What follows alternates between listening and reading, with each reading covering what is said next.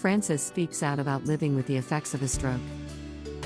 I was relieved not to have to take medications. My stroke was purely caused by high blood pressure. It was on May 31, 2016. I have since had a CT angiogram to check whether there was any underlying abnormality, but there was nothing else amiss. I had had some unrelated investigations which showed that my blood pressure was all over the place, but 24-hour monitoring led my GP to conclude that my overall blood pressure was high normal.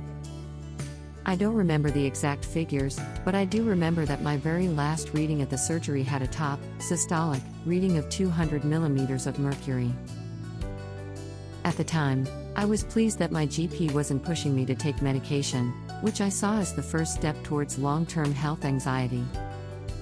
I certainly learned my lesson. It's hard to shake the thought that had he pushed me to take medication at that time, I wouldn't be in the situation I am now. The effects of my stroke. The stroke knocked out my right side basal ganglia, which means that although I didn't lose my speech, I lost my movement on the left-hand side.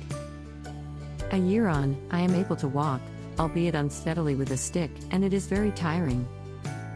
I have no useful voluntary movement in my left arm or hand, which really troubles me, though I am doing everything I can to get it started on the road to recovery.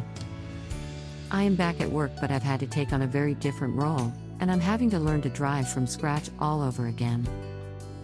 The impact on my life has been dramatic, as it is for everybody. I hadn't realized how much pleasure I depended on from very simple practical activities in life, such as my gardening and cooking, decorating, and even doing the laundry.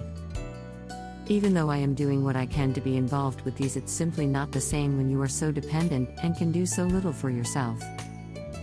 In February, my first grandchild arrived, and she is lovely, but it was terrible to find myself unable to give her a proper cuddle and get to know her in the way I would have hoped. Encouraging others. I was extremely active before, perhaps too active. I had a heavy work schedule and lots of different problems to juggle. Every time I come across someone who appears to be overdoing it, I find myself lecturing them about the dangers of uncontrolled blood pressure. I have managed to get several people to take more care and more notice of their blood pressure.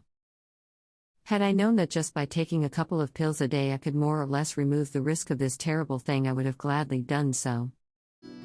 One phrase that haunts me is when people talk of being comfortable in their own skins. I feel this will never apply to me for the rest of my life.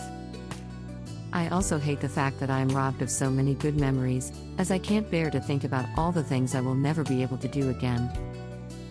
I'm speaking out about my experience in the hope it will prevent someone else from going through the same horrible experience. Let me know, what do you think?